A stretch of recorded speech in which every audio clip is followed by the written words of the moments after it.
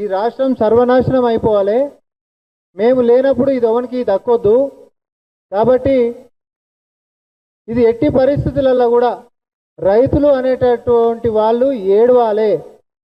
ఏడుస్తేనే ప్రభుత్వం మీద వ్యతిరేకత వస్తుంది. ఆ వ్యతిరేకత వచ్చినప్పుడే మాకు లాభం జరుగుతుంది, ముఖ్యమంత్రి రేవంత్ రెడ్డి గారికి నష్టం జరుగుతుంది అనేటటువంటి దురుద్దేశంతో కానీ విని ఎరగని రీతిలో క్షుద్ర పూజలకు పాల్పడ్డటువంటి ఒక దరిద్రపు రాజకీయం ఈరోజు హరీష్ రావు గారు చేసిండ్రు. తాంత్రిక పూజలు, క్షుద్ర పూజలు చెప్తుంటే నాకే అసలు గలీజ్గా అనిపిస్తుంది. ఏ సమాజంలో బతుకుతున్నాం? ప్రపంచం ఎటుపోతుంది? మన యొక్క ఆధునిక తరంలో మనం భవిష్యత్తును నిర్మాణం చేసుకునేటటువంటి ప్రణాళిక వేసుకొని ముందుకు పోవాల్సినటువంటి నేడు తాంత్రిక పూజలు చేసి మరి ప్రజలు మొత్తం సర్వనాశనం కావాలి, రాష్ట్రం సర్వనాశనం కావాలి, తద్వారా అధికార పక్షం ఈరోజు నష్టపోవాలి, రాజకీయంగా వాళ్ళు ఓడిపోవాలనేటటువంటి దాంతో. ఎందుకంటే ప్రతిపక్షాలు లేకుండి అనేక రకాల అబద్ధాలు మా మీద వేసిన, బట్టగాల్చి మా మీద వేసిన, పనికిరాని ఛాలెంజ్లు చేసిన మా యొక్క పరిపాలనతో మేము తిప్పి కొడుతున్నటువంటిది తట్టుకోలేక హరీష్ రావు గారు 2 మార్చ్ 2022 2 మార్చ్ 2026 తిరుచిరపల్లి, మళ్ళా 31 మే 2025 నుంచి 1 జూన్ 2026 దాకా శివమొగ్గ అని అంటాం, జయ అఘోర కాళీ తాంత్రిక పూజలు చేసేటటువంటిది. ఎందుకంటే అక్కడ తాంత్రిక పూజలకు ప్రసిద్ధిగాంచినటువంటిది అది. తాంత్రిక పూజలు ఓడి చేస్తాడు. మళ్ళా 2/6/2026 తిరుచిరపల్లి, మళ్ళీ 23/7/2026 మళ్ళీ శివమొగ్గ. ఇన్నిసార్లు ఇన్ని రోజులు అక్కడ తాంత్రిక పూజలు హరీష్ రావు గారు దేనికోసం చేసినావు? సూటి ప్రశ్న. మొదటనేమో 2 మార్చ్ 2026 తిరుచిరపల్లి, తర్వాత 31 మే 2026 నుంచి 1 జూన్ 2026 దాకా శివమొగ్గ, మళ్ళా 2 జూన్ 2026 తిరుచిరపల్లి, మళ్ళా 23 జూలై 2026 శివమొగ్గ. తాంత్రిక పూజలకి ప్రసిద్ధిగాంచిన శివమొగ్గ తిరుచిలోని జయాగోరి కాళీ, తిరుచిలోనేమో తిరుచిరపల్లినేమో జయాగోరి కాళీ, తాంత్రిక పూజలకి ప్రసిద్ధిగాంచినటువంటిదేమో శివమొగ్గ, మనం శివమొగ్గ అని కూడా అంటారు దాన్ని. కొన్ని నెలలుగా క్షుద్ర పూజలు చేయాల్సినటువంటి అవసరం హరీష్ రావు గారికి ఏమొచ్చింది? తాంత్రిక పూజలు చేయాల్సినటువంటి అవసరం హరీష్ రావు గారికి ఏమొచ్చింది? అక్కడికి ఎందుకు పోయారు? ఏం పూజలు చేసిండ్రు? దేనికోసం పూజలు చేసిండ్రు? ఎవరి మీద పూజలు చేసిండ్రు? ఎవరికి నష్టం జరగాలని చెప్పి మీరు ఈరోజు మరి క్షుద్ర పూజలు చేసి ఇంత దరిద్రం ఏంటిది అసలు? విననీక కూడా సిగ్గుగా అనిపిస్తుంది మనకు. ప్రజలు మొత్తం సర్వనాశనం కావాలని చెప్పి, సర్వనాశనం అయితేనే ఈ ప్రభుత్వం మీద వ్యతిరేకత వస్తుందని చెప్పి ఇట్లాంటి నీచం ఘోరం ఇంకోటి ఏమైనా ఉంటుందా? రాజకీయ కుతంత్రాలు పనిచేస్తలేవని చెప్పి ఈరోజు తాంత్రిక పూజలకి పాల్పడుతున్నటువంటి ఒక దుశ్చర్యకి హరీష్ రావు గారు పాల్పడ్డారంటే ఇంతకు మించినటువంటి నీచం దరిద్రం ఇంకోటి ఏమైనా ఉంటుందా? ఎవరైనా వర్షాలు రావాలని చెప్పి హోమాలు చేసేటోళ్ళని చూసినాం, వర్షాలు రావద్దు కరువు రావాలని చెప్పేసి ఇట్లా తాంత్రిక పూజలు చేసేటోళ్ళని ఇప్పుడే చూస్తున్నాం. దీనికి ఒక ఉదాహరణ కూడా చెప్తా. హరీష్ రావు గారికి బాగా దగ్గరైనటువంటి ఒక వ్యక్తి ఈ మధ్యకాలంలో డిబేట్లో కూడా ఆయన మాట్లాడినటువంటి ఒకసారి నేను ప్లే చేస్తాను. ఇప్పుడు ఇంకోసారి భరత్ గారు, ఈ సంవత్సరం వర్షాలు పడొద్దని నేను మొక్కుకుంటున్నాను. మాట్లాడిండో విన్నారా? వర్షాలు పడొద్దని చెప్పి దేవుని లైవ్ టీవీలో ఏదో సీక్రెట్గా 4 రూమ్లలో కూర్చొని మాట్లాడుకున్నది కాదు. ఈ పెద్ద మనిషి హరీష్ రావు గారికి బాగా దగ్గర మనిషి, కేసీఆర్ గారికి బాగా దగ్గర మనిషి. వీళ్ళు వి ప్రకాష్ గారు రీసెంట్గా ఒక లైవ్ టీవీలో మొక్కుకుంటున్నాం భరత్ గారు బరాబర్ వర్షాలు పడవద్దని చెప్పి మేము దేవునికి మొక్కుకుంటున్నాం అంటే, దయచేసి మీరు వర్షాలు పడకుండా అట్లా మొక్కుంటారు, బరాబర్ మొక్కుతాం, వర్షాలు పడవద్దని మేము మొక్కుకుంటున్నాం. వీళ్ళు మొక్కుకుంటారు, వీడిపోయి పూజలు చేస్తారు. డేట్లే చెప్పినా కదనే ఇప్పుడు ఆడికి పోయేటటువంటి వాళ్ళు దేనికి పోతారు? పుణ్యక్షేత్రం పోతే వేరే దానికి పోవాలి. తాంత్రిక పూజలకు ప్రసిద్ధిగాంచినటువంటి క్షేత్రం అది. కేవలం తాంత్రిక పూజలకు ప్రసిద్ధిగాంచినటువంటి క్షేత్రం. నువ్వు ఆడికి పోయినావు ఇన్నిసార్లు ఇన్ని నెలలలో అంటే దేనికోసం పోయినా అని పోయి అడుగురు. ఇప్పుడు నేను అదే డిమాండ్ చేస్తాను. ఇప్పుడు నా ప్రెస్ మీట్ సారాంశం అదే. మీరు ఇన్ని రోజులు ఆ తాంత్రిక పూజలు చేసేటటువంటిది, క్షుద్ర పూజలు చేసేటటువంటి యొక్క ప్రాంతానికి, ఆ క్షేత్రానికి దేనికోసం పోయినరు? మేలో పోయినావు, జూన్లో పోయినావు, జూలైలో పోయినావు, దేనికోసం పోయినావు? తాంత్రిక పూజలు ఏముంటాయి? ఇంకొకరికి కీడు జరగాలని చెప్పి మీరు చేసేటటువంటి పూజలు తప్ప అంతకు మించి ఏమన్నా ఎవరి మీద కీడు? ఈ మధ్యకాలం మన రాజకీయం చూసినాం మనం. వర్షాలు పడవు, వర్షాలు పడవు, వర్షాలు పడవు, రేవంత్ రెడ్డి ఫెయిల్ అయిపోతాడు అని చెప్పి అంకిత భావంతో, ప్రజల మీద ఇష్టంతో, ప్రజలు బాగుండాలనేటటువంటి సంకల్పంతో పాలనను అందిస్తున్నటువంటి రేవంత్ రెడ్డి గారికి ఇట్లాంటి క్షుద్ర పూజలో, ఇట్లాంటి నీచులో, లేకపోతే దుర్మార్గులో అడ్డం పడితే ఆగేటటువంటిది కాదు. ఆ భగవంతుడే తోడుంటాడు ఆయనకి. కాబట్టే ప్రకృతి సహకరించింది. ఈరోజు నిండుకుండా లెక్క ఎల్లంపల్లి నిండింది. నిండితే నీళ్ళేం చేసుకోవాలని తెలియక మళ్ళీ కిందికి పోతున్నటువంటి పరిస్థితి. నువ్వు కట్టినటువంటి కాళేశ్వరం మేడిగడ్డ అని చెప్పి మాట్లాడింది. అంతకంటే ముందు కూడా ఒక 2 నెలల ముంగటనేమో పోయి ఎస్ఆర్ఎస్పి నీళ్ళది ఉన్నటువంటి నీళ్ళ కడ పోయి ఇక చూడండి మేడిగడ్డకే నీళ్ళు ఎట్లా వచ్చినాయని చెప్పి చెప్పిండు. మనం ఎక్స్పోజ్ చేసినాం దాన్ని. ఈ విషయమే కాదు, హరీష్ రావు గారికి మొదటి నుంచి కూడా మీరు తీసుకోండి. రుణమాఫీ దాంట్లో నేను రాజీనామా చేస్తా, ఏకకాలంగా మీరు చేస్తున్నారు. చేసిండా? చేయలే. తర్వాత మైన్స్కి సంబంధించి ఫీల్డ్ విజిట్ సర్టిఫికేట్కి సంబంధించి మేమే తీసుకొని వచ్చినాం అని అన్నారు.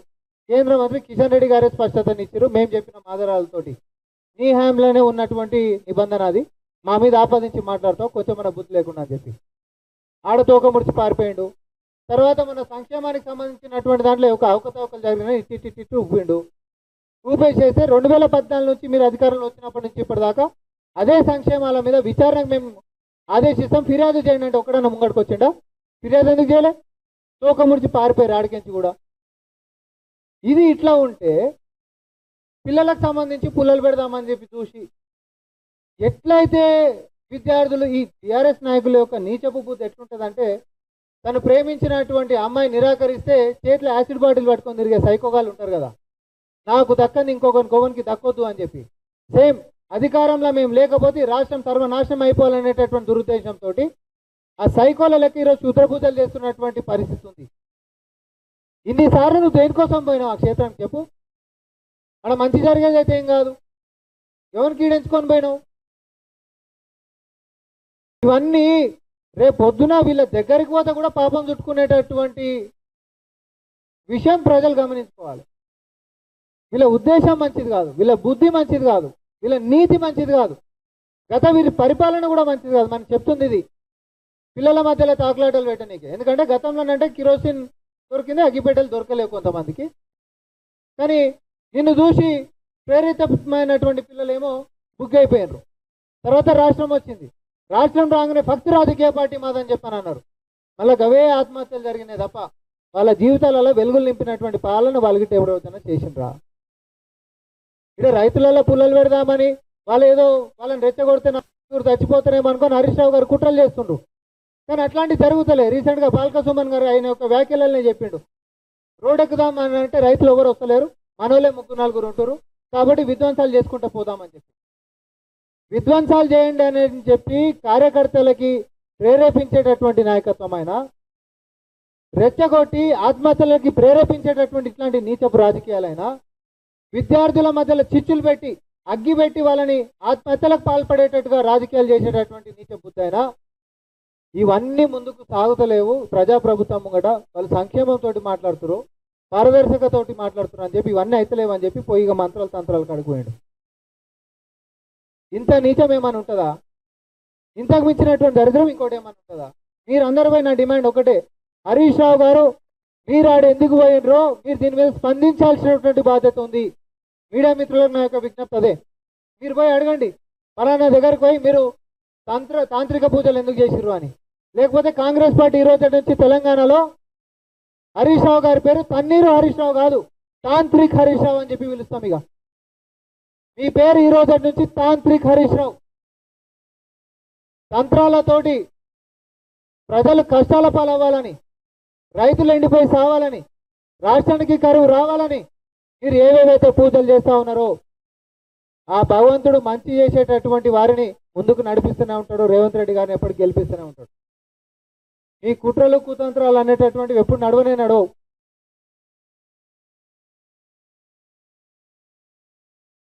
ప్రజలల్లా ఈరోజు ఫస్ట్ మీరు ప్రశ్నలు అడిగితే ఆయన దేనికోసం పోయిండో చెప్తారు. ఎందుకంటే బీఆర్ఎస్ పార్టీ కార్యకర్తలలో కూడా ఇప్పుడు ఈ అనుమానం వస్తుంది.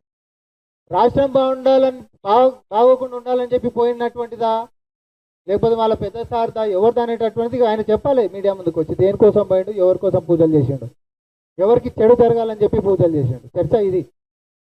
కాబట్టి మీరు ఎన్ని దుష్ప్రచారాలు చేసినా, అగ్గి పెట్టి ప్రజల మధ్యలో చిచ్చు పెట్టి వాళ్ళని చంపుకునేటట్టు చేసి ఆత్మహత్యలు చేసుకునేటట్టు వాళ్ళని ప్రేరేపితం చేసేటటువంటి కుట్రలు మొత్తం భగ్నమవుతున్నాయి. కాబట్టి కుతంత్రాలు అనేటటువంటి చెల్లుబాటు అవుతలేవు. కాబట్టి ఈరోజు మంత్రాలతోటి ఇట్లాంటి తంత్రాలతోటి ముందుకు పోయేటటువంటి నీచపు బుద్ధికి హరీష్ రావు గారు వచ్చింది. దీని మీద మీరు స్పందించాలి.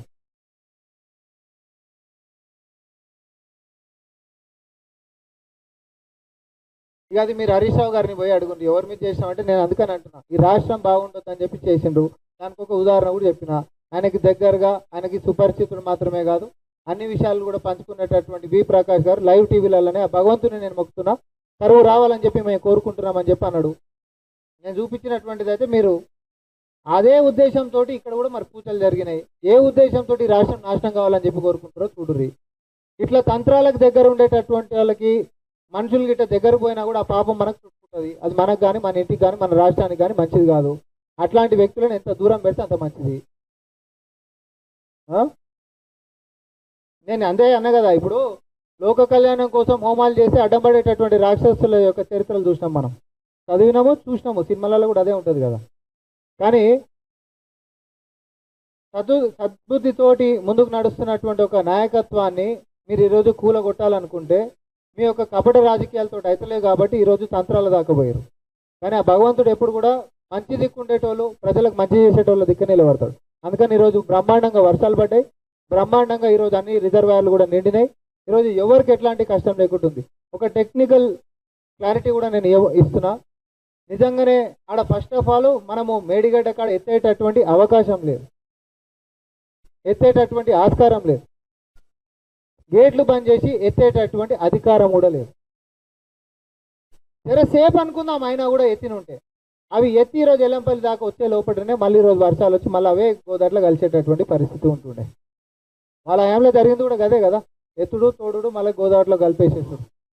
ఇవన్నీ ఏంటిది అని అంటే ప్రజలని పక్కదారి పట్టించేటటువంటి ఈ నీచపు రాజకీయాలు ఏవైతే బీఆర్ఎస్ పార్టీ చేస్తారో బాబామర్దులు, పిల్లలని రెచ్చగొట్టేటటువంటి, రైతులను రెచ్చగొట్టేటటువంటి, మహిళలని రెచ్చగొట్టేటటువంటి వీరి మాటలని నమ్మి రేపొద్దున మీరు మోసపోతే పోయేటటువంటి ప్రాణాలు మీవైతాయి.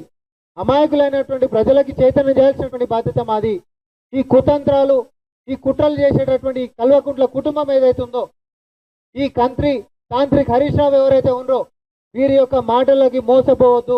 వీళ్ళ చరిత్ర మొత్తం కూడా ప్రోగ్రెస్ రిపోర్ట్ తీస్తే వీళ్ళు ప్రజలని రెచ్చగొట్టి సంపించినటువంటి హంతకులు, తర్వాత వాళ్ళ అడ్రస్లు లేవని చెప్పినటువంటి బాపతులు, ధర్నాలు దీక్షలు చేస్తే ఆ పిల్లల మీద కేసులు అయితే ఆ కేసుల దిక్కు చూసినటువంటి పాపన కాదు కదా, చచ్చిపోయినటువంటి వాళ్ళ అడ్రస్లు లేవన్నటువంటి నీచులు. వీళ్ళ ట్రాప్లో పడితే ఈరోజు నష్టపోయేటటువంటిది కుటుంబాలు అవుతారు, నష్టపోయేటటువంటిది మీ భవిష్యత్తు అవుతుంది. వీళ్ళు రెచ్చగొడితే రెచ్చిపోనీకే సిద్ధంగా ఎవరు లేరు. కానీ మళ్ళీ కూడా హెచ్చరించడము, మళ్ళీ కూడా చైతన్యపరచడం అనేటటువంటి మా బాధ్యత ప్రభుత్వంలో ఉంది, మా పార్టీ నుంచి. తస్మాత్ జాగ్రత్త. ఈ దుర్మార్గులతోటి, రెచ్చగొట్టేటటువంటి భాషలతోటి, వాళ్ళు చేసేటటువంటి కుట్రలు కుతంత్రాలతోటి, లేకపోతే ఇట్లాంటి తంత్రాలు మంత్రాలతోటి మనని ఈరోజు నాశనం చేయాలనుకునేటటువంటి వాళ్ళకి గట్టి గుణపాఠం చెప్పాల్సినటువంటి బాధ్యత ఉంది.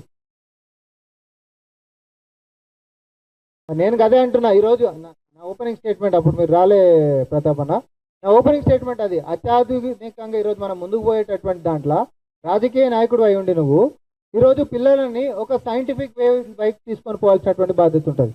అసొంటి నువ్వు ఈరోజు పోయి అట్లాంటి తంత్రాలు మంత్రాలు చేస్తుంటే ఏం సందేశం ఇస్తున్నావు అని మిమ్మల్ని పోయి అడుగుమంటున్నాను నేను. ఎవరు నాశనం కావాలని చెప్పి పూజలు చేసిండ్రు? నమ్ముతున్నామనంటే నీ ఉద్దేశాన్ని నేను ఎక్స్పోజ్ చేయాల్సిన బాధ్యత ఉంది. నమ్ముతున్నాను అని అంటే నమ్ముడు కాదు, నీ తంత్రాలు పనిచేయలేవు కాబట్టి బ్రహ్మాండంగా వర్షాలు పడ్డే రేవంత్ రెడ్డి గారి యొక్క ప్రభుత్వం ఈరోజు ఆయన కోరుకున్నట్టుగా నడిచింది. రైతులకు ఎవరు కూడా నష్టం జరగలేదు. భగవంతుడు ఎప్పుడు రైతుల పక్షాన ఉన్నాడు. రైతుల పక్షాన మంచి ఆలోచించేటటువంటి రేవంత్ రెడ్డి గారి పక్షాన ఉన్నాడు. ఈ తంత్రాల మంత్రగాల పక్కన లేడు కదా, అందుకని వాళ్ళ పూజలు ఫలించలే. కానీ ఈ చేసే ఉద్దేశం ఏదైతే ఉందో అందరినీ నష్టం చేయాలని నేను దీన్ని ఎక్స్పోజ్ చేస్తున్నాను. 20 అడుగుండ్రి, దేనికోసం పోయినా ఈ తారీఖులు మొత్తం చెప్తున్నాను రామ్మోహన్ రెడ్డి అని. మీరు దేనికోసం పోయిన అడుగుండి. అట్లాంటి తంత్రాలు చేసేటటువంటి వాళ్ళు, క్షుద్ర పూజలు చేసేటటువంటి వాళ్ళ దగ్గర పోయిన పాపాలు మనకు దాస్తుంది. మళ్ళీనైతే చెప్తాను, నేను దాన్ని నమ్ముతా. ఎందుకంటే నెగిటివ్గా ఆలోచించేటువంటి చుట్టుముట్టు తిరిగితే మనకు కూడా అవే ఆలోచనలు వస్తాయి. ఇంకోళ్ళ నాశనం కోరుకునేటటువంటి వ్యక్తుల చుట్టుముట్టు కానీ, లేకపోతే వాళ్ళ పట్ల దగ్గర ఉండేటటువంటి విధానం కానీ ఉంటే మాత్రం అది ఖచ్చితంగా మనకు, మన కుటుంబాలకి, మన రాష్ట్రానికి మంచి చేయదు. ఇట్లాంటి దుర్మార్గులని సోషల్ డిస్టెన్సింగ్ చేయాల్సినటువంటి బాధ్యత ఉంటుంది.